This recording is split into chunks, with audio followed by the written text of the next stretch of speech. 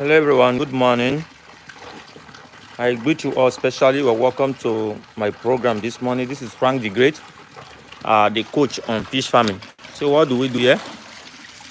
We educate ourselves on fish farming here, and then that is what we do.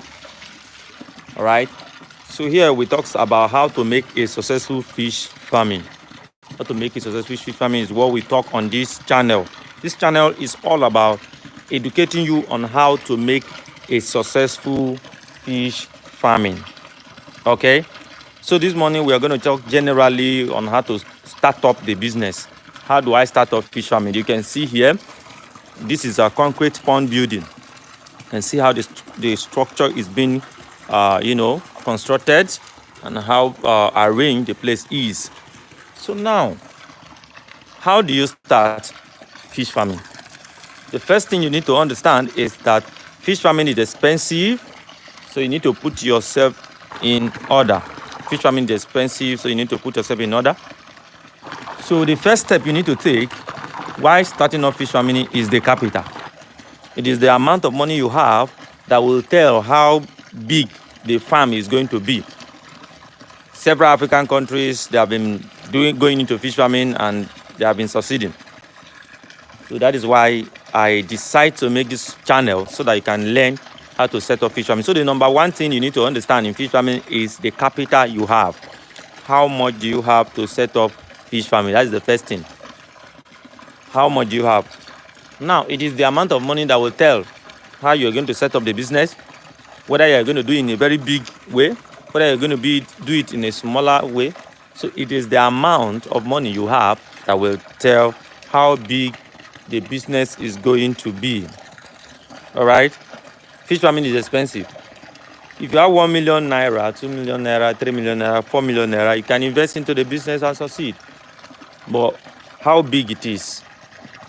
Now, you need the source of your water, you need the feeding, you need constructing. So which one do you go for?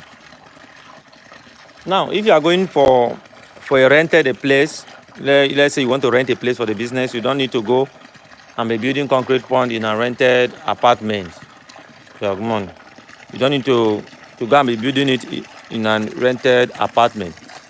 But if you have your own personal land that you want to start fish farming, that is when you now go directly to go and start building concrete pond.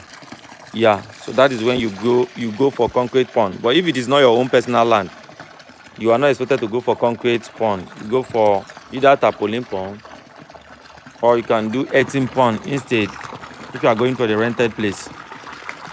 So those are the process that you need to undergo before starting off fish farming. So let me show us the hatchery department we have here. This is the hatchery department. This is the hatchery department we have. The feeding and several other stuff here. So this is how the hatchery department looks like. These are the fries. The fries, you can see how they look. Right, so you can see how the fries they look. All right. Okay, so this one is for the hatching department, and this is myself. This is myself, Frank the Great, on the hatching department. So you need enough capital before you can invest on fish farming. If you have enough capital, you can make a lot of money from the business. The business is really profitable, but it is the amount of money you have that will tell how big the business is going to be and how mature you want to invest to gain enough money.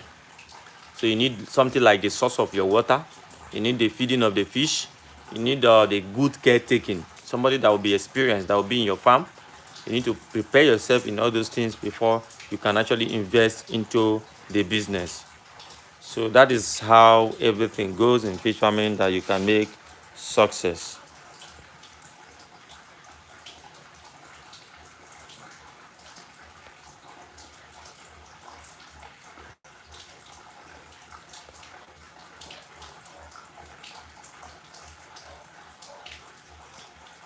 So it has to do with some kind of preparation.